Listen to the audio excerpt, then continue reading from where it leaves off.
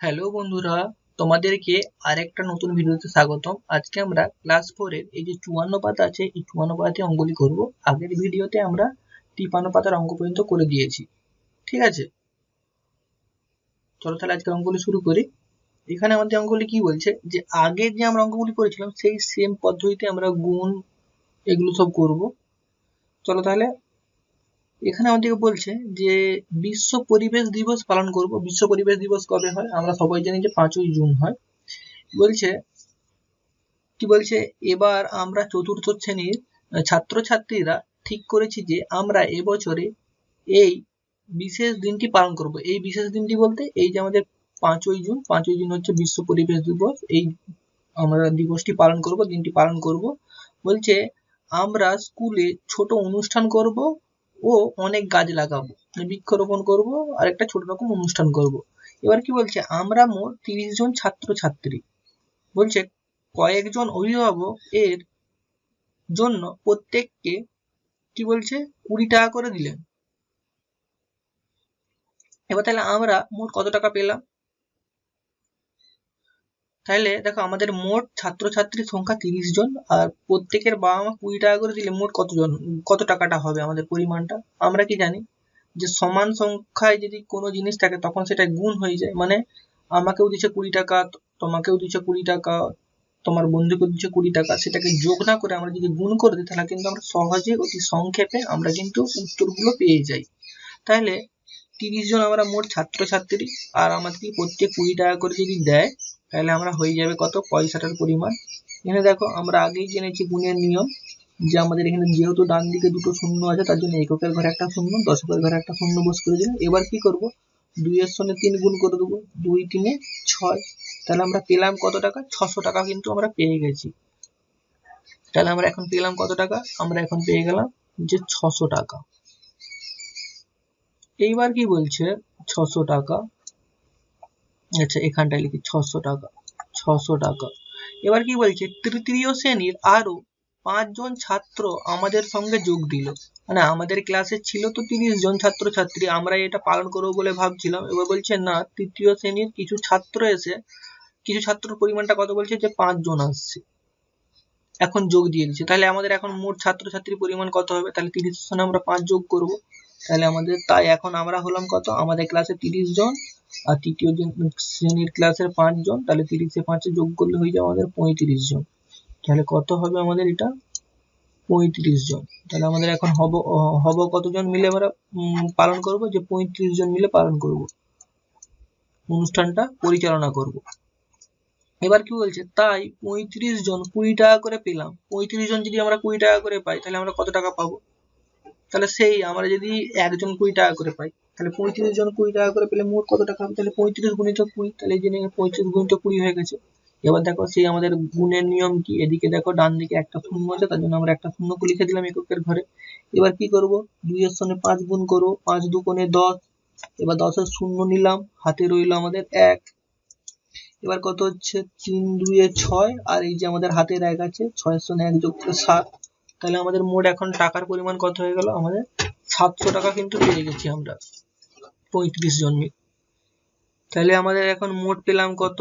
তাহলে মোট হবে আমাদের 35 জন প্রত্যেক 20 টাকা করে পেয়েছি, 35 গুণিত 20। তাহলে এখানে কত পেলাম? মোট হলো টাকা আমাদের যে 700 টাকা। এবার বলছে সরকার থেকে অনেক চারা পেলাম, গাছে লাগানোর জন্য অনেক চারা পেয়েছি। কোথা থেকে? যে সরকার থেকে পেয়েছি। বলছে অনুষ্ঠানের খরচ ওই 700 টাকায় চালাতে হবে। আমরা যে এই যে 700 টাকা 35 জনের অভিভাবক যে 20 টাকা করে দিয়ে মোট কত টাকা হয়েছিল আমাদের? 700 টাকা। এই 700 টাকাতেই আমাদের কি করতে হবে? অনুষ্ঠানের খরচ চালাতে হবে। এবার বলছে আমাদের স্কুলে মোট 142 জন ছাত্রছাত্রী, মানে 1 2 3 4 6 1 এইসব মিলিয়ে মোট 142 জন ছাত্রছাত্রী। বলছে প্রত্যেকে 5 টাকার টিফিন কেক দিলে খরচ হবে কত টাকা?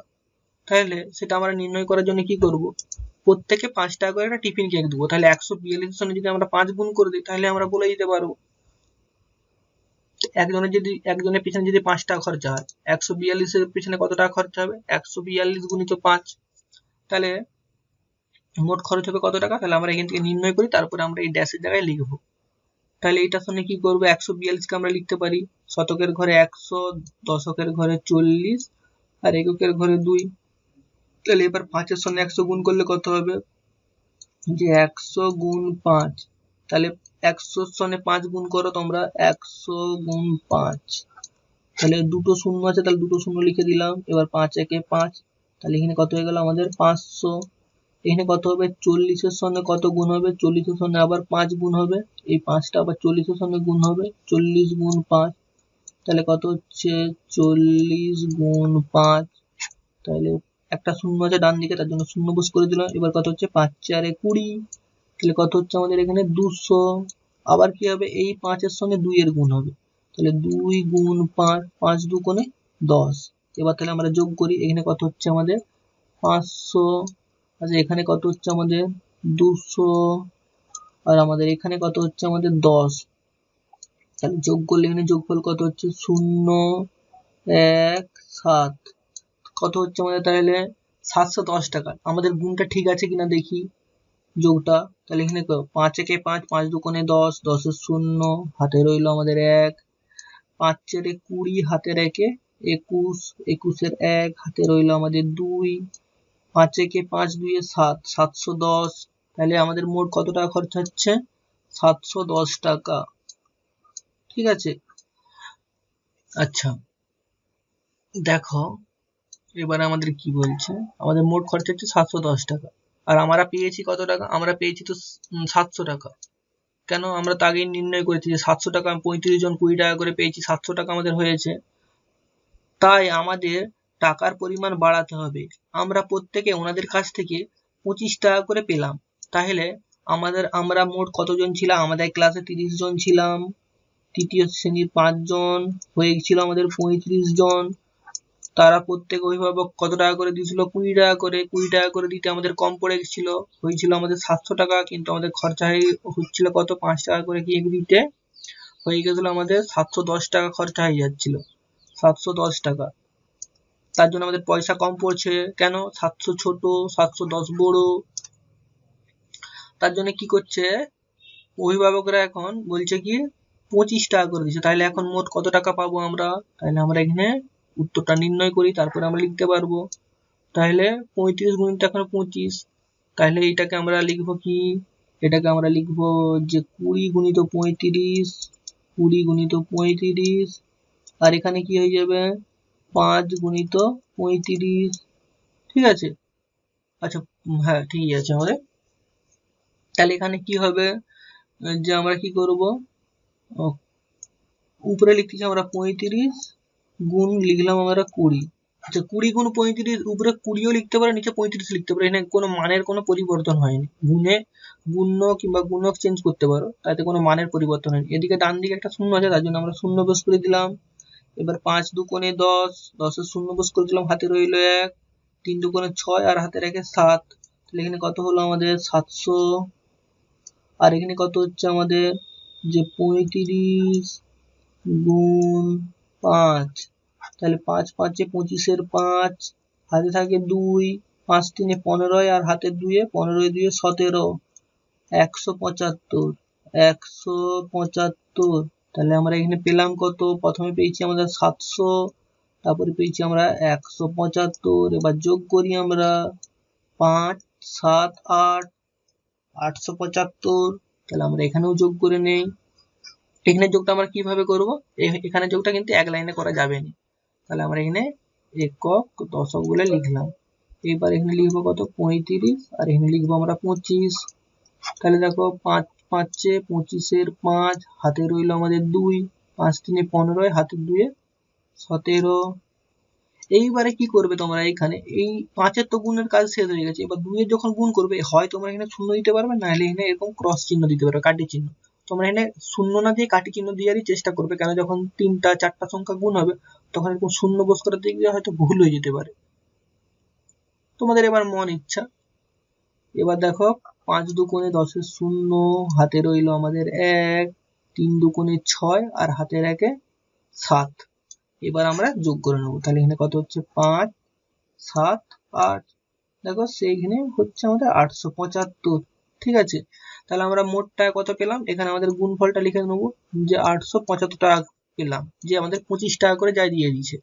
তাহলে প্রত্যেকে 5 টাকা টিফিন কেক দেওয়ার পরে বাকি রইলো কত টাকা, তাহলে আমাদের এখন টাকার পরিমাণ কত, যে 875, আমাদের খরচা হয়েছিল কত 5 টাকা করে, 5 টাকা করে আমরা 142 জনকে কেক দিতে আমাদের কত টাকা খরচা হয়েছিল, 7010 টাকা খরচ, এই 7010 নয়, আমি ভুল বলছি, 710 টাকা খরচা হয়েছে। তাহলে আমাদের বাকি টাকা কত টাকা পড়ে আছে, তার জন্য আমরা বিয়োগ করে নেবো, কত থেকে কত বিয়োগ করে দেবো, যে আমাদের 875 থেকে 710 বিয়োগ করে দেবো, তাহলে আমাদের কাছে কত টাকা পড়ে আছে আমরা বলতে পারবো, 875 থেকে 710, তাহলে আমরা এখানে বিয়োগ করে নিই, 5 6 1, তাহলে কত টাকা পড়ে রইলো আমাদের, 165 টাকা পড়ে আছে আমাদের কাছে, 165 টাকা।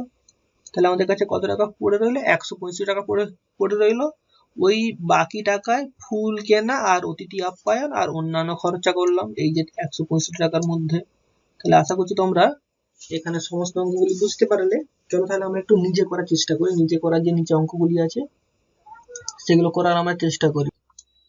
দেখো আমাদের এখানে যে নিজে করে অঙ্কগুলি আছে, এই অঙ্কগুলি আমরা করার চেষ্টা করি। এখানে দেখো গুণ হবে, সেম একই পদ্ধতিতে আমরা যখন একটু আগে গুণগুলো করেছিলাম। তাহলে এখানে কি করব আমরা, 2 এর সঙ্গে 7 প্রথমে গুণ করব, 7 দুগুণে 14, আর হাতে রইল 1, 2 একে 2, হাতের একে 3, 34। আবার এখানে কি করব, এখানে একটা আমরা কাটি চিহ্ন দিয়ে দেবো এককের ঘরে, কিংবা গোল চিহ্ন দিতে পারো। এখানে কি করব, 7 একে 7, একের সঙ্গে 7 একে 7 হবে, আর এখানে হবে 1 এর সঙ্গে 1 গুণ করলে 1 হবে। তাহলে এখানে এবার যোগ করে নেব, তাহলে এখানে কত হচ্ছে আমাদের 4, 7 3 10 এর 0, হাতে রইল আমাদের 1, আর এখানে হচ্ছে 1 এর সঙ্গে 1 যোগ করলে 2, তাহলে 204। তাহলে আমরা এখানেও সে একই রকম ভাবে গুণ করব। এখানে কত হচ্ছে আমাদের 5 6 30 এর 0, হাতে রইল আমাদের 3, 5 দুগুণে 10, 10 আর 3 10 আর 3 কত হচ্ছে আমাদের 13। তাহলে আমরা এখানে 13 বলে লিখে নিলাম, 13। কিভাবে হলো বুঝতে পারলে, এখানে হচ্ছে কত আমাদের 26 এর সঙ্গে 5 গুণ করছি আমরা, প্রথমে 26 এর সঙ্গে এটা 26 25 নয়, 26 এর সঙ্গে আমরা 5 গুণ করছি, এটা হয়েছে আমাদের। আচ্ছা এবার কি করব আমরা, এখানে একটা আমরা কাটি চিহ্ন দিয়ে দেবো, যেহেতু আমরা এবার 1 এর গুণ করব, 1 এর সঙ্গে 6 গুণ করলে 6, আর 1 এর সঙ্গে 2 গুণ করলে 2। এখানে কি করছি আমরা, যে আমরা 26 এর সঙ্গে 1 গুণ করছি, ঠিক আছে। তাহলে এখানে এবার ফল কত পেলাম, এখানে আমরা ফল পেলাম যে 0 9 3, যে 390 আমরা এখানে পেলাম। সেম একই রকম ভাবে আমরা কি করব, যে 3 এর জায়গায় অঙ্কটা করতেছি, যেখানে কি করব আমরা 1 এর সঙ্গে 8 গুণ করব, 8 একে 8, আর 2 এর 1 এর সঙ্গে 2 এর গুণ করব, এখানে কত পাবো 2 একে 2, 28। তার মানে কি পেলাম আমরা এখানে 28 গুণ 1। একই রকম ভাবে এখানে কত পাবো, আচ্ছা আমার এখানে একটু ভুল হয়েছে,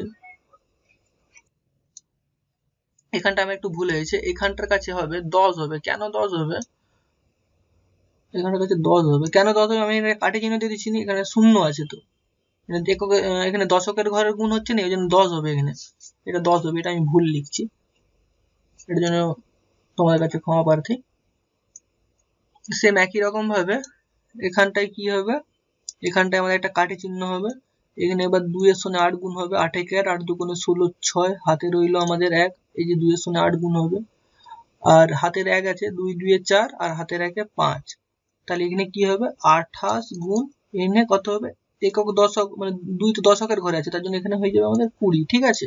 তাহলে এবার আমাদের এখানে উত্তর কত হবে 8, এখানে 6 2 এ 8, এখানে 5, যে 588, ঠিক আছে। সেম একই প্রক্রিয়াতে এখানে হবে 5 8 40 এর 0, হাতে থাকে আমাদের 4, 8 3 24, 4 28, গাঁট গণ 24 4 28। এইবার আমরা এখানে একটা কাটি চিহ্ন দেবো, এবার এখানে কত হচ্ছে 5 একে 5, 5 দুগুণে 10, 10 এর 0, হাতে রইলো 1, এবার 3 দুগুণে 6, আর হাতের 1 এ 7। তাহলে এখানটায় আমরা কত সঙ্গে কত গুণ করলাম, এখানে গুণ করলাম যে 35 এর সঙ্গে 8 গুণ করছি, আর এখানটায় কত গুণ করছি, যে 35 এর সঙ্গে গুণ করছি যে 20। এখানটা আমি কাটি চিহ্ন দিচ্ছি বলে বুঝতে পারেন, নাহলে এটা কাটি চিহ্নের জায়গায় যদি শূন্য দাও তাহলে কিন্তু এটা 20 হয়ে যাবে, ঠিক আছে।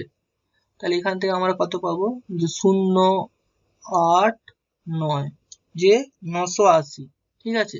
তাহলে আশা করছি তোমরা এখানে থেকে সমস্ত অঙ্কগুলি বুঝতে পেরেছো। তাহলে আজকে এই পর্যন্তই, দেখা হচ্ছে আগামী ভিডিওতে।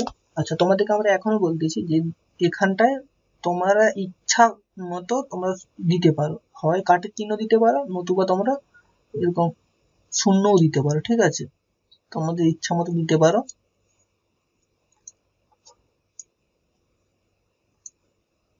কাটিয়ে দিতে পারো, গোলও দিতে পারো, তোমাদের যেটা সুবিধা হবে তোমরা সেটা করবে, ঠিক আছে। চলো তাহলে আজকে এই পর্যন্ত, দেখা হচ্ছে আগামী ভিডিওতে। আগামী ভিডিওতে আমরা 56 পারা থেকে অঙ্কগুলি আলোচনা করবো।